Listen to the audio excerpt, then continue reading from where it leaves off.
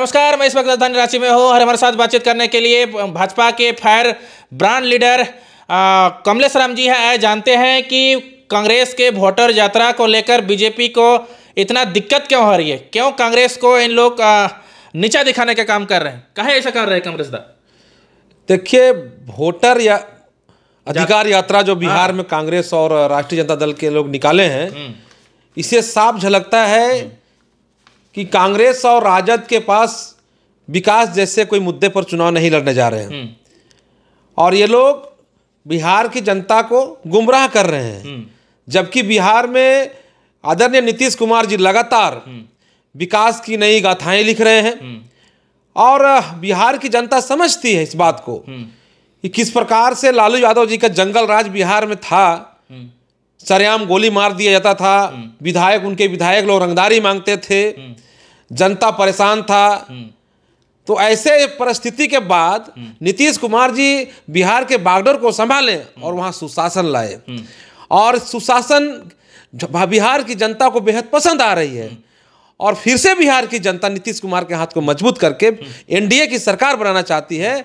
और इसीलिए कांग्रेस और राष्ट्रीय जनता दल जैसे पार्टी, ये लोग नीतीश कुमार के पास या नीतीश कुमार से विकास के मुद्दे पर ये लोग मुकाबला नहीं कर सकते, इसलिए जनता को गुमराह करने के लिए वोटर अधिकार यात्रा निकाला है। और इससे साफ पता चलता है कि राजद और कांग्रेस पूरी तरह से जनता के सामने ये औंधे मुंह गिर चुके हैं। अब जनता इसके बरगला में नहीं जाना चाहता है, इसलिए वोटर अधिकार यात्रा निकाल के जनता के सामने जाने का प्रयास ये लोग कर रहे हैं। ये लोग को समझ में आना चाहिए कि वहां पर जिस प्रकार से एसआईआर क्यों लाया गया, इसलिए लाया गया कि बिहार में अवैध वोटर कार्ड, अवैध आधार कार्ड बनाकर वहां पर बाहर के लोग को, बांग्लादेशी लोग को, यही लोग जो सरगना हम कहते हैं राजद और कांग्रेस के लोग, ये लोग वोटर बनाने के लिए बांग्लादेश का सहारा लेकर बांग्लादेशी घुसपैठियों को वहां पर वोटर बनाने का काम किया था। और वही लोग इस प्रकार से काम, जब एसआईआर आया तो साफ हो गया कि एक्चुअल जो दलित, आदिवासी, पिछड़ा, सामान्य सभी वर्ग जो वोटर का अधिकार है उसको तो वहां बिहार में मिल रहा है और मिलेगा भी। लेकिन जो यहाँ के भारत के वासी नहीं हैं, वो लोग बांग्लादेश से घुसपैठिए लोग, वो लोग आके वहां पर वोटर कार्ड बनाकर वो लोग कांग्रेस और राजद का सरकार बनाना चाहते हैं, इसलिए कि वो लोग को कांग्रेस और राजद ही पोसता है, कांग्रेस और राजद ही उसको संरक्षण देगा बांग्लादेशी घुसपैठियों को। इसलिए इस बार भारत में आपका एक क्या कह सकते हैं कि भारत में एक अच्छा काम बिहार में से शुरुआत हुई है। इस प्रकार से होना ही चाहिए था कि भाई जो भारत में ये सुरक्षा का विषय है कि बाहर के लोग धीरे धीरे आते रहेंगे, बाहर बांग्लादेशी घुसपैठिया पर आते रहेंगे, वोटर आईडी कार्ड बनाते रहेंगे, तो भारत का सुरक्षा का भी खतरा हो सकता है।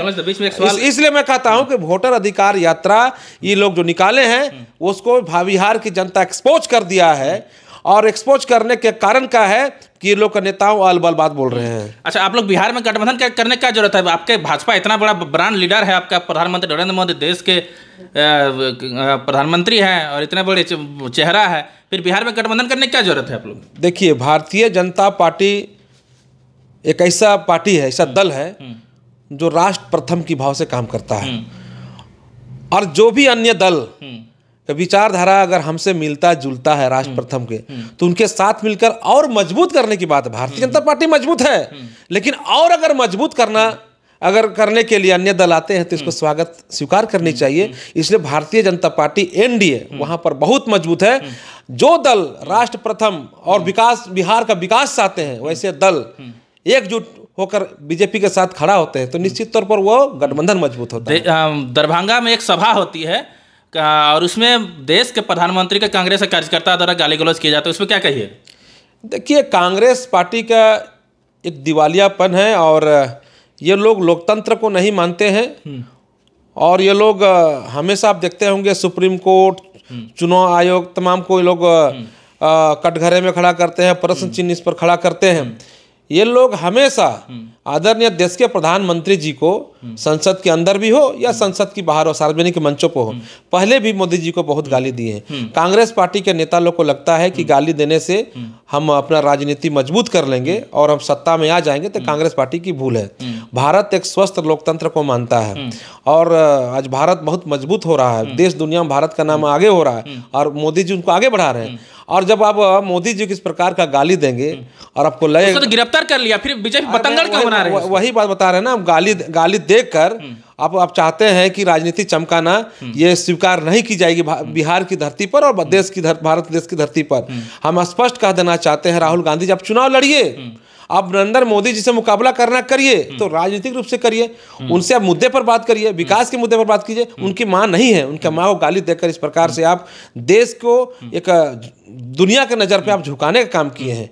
और ये जो लोग गिरफ्तार जिनको किए हैं, बिहार पुलिस जिसको गिरफ्तार की है, कोई मोहम्मद रिजवी है, आप बताइए कि वो गाली दे रहा है उस सार्वजनिक मंच पर और कोई उसको रोक नहीं रहा है, लगातार गाली दे रहा है, नारा लगा रहा है, गाली देकर नारा लगा रहा है, उसके पीछे पीछे कांग्रेस के लोग सब नारा लगा रहे हैं, सब गाली दे रहे हैं मोदी जी की माता को नाम पर करके। तो ये समझिए कि ये कांग्रेस के द्वारा षड्यंत्र करके कांग्रेस के जो नेता हैं राहुल गांधी जी के उकसाने पर इस प्रकार गाली दी जाती है। जिनका नेता ही लोग गाली देता है तो कार्यकर्ता लोग क्या करेंगे? इसलिए हमने कहा है कि भाई राहुल गांधी जी के ऊपर भी FIR दर्ज हो, क्योंकि वो बार थोड़ा गया था, केस नहीं लिया गया। इसलिए हम कह रहे हैं ना कि ये लोग गाली का सहारा लेकर देश को नीचे गिराना चाहते हैं। मोदी जी को नीचे गिराना मतलब भारत देश को नीचे गिराने के बराबर है।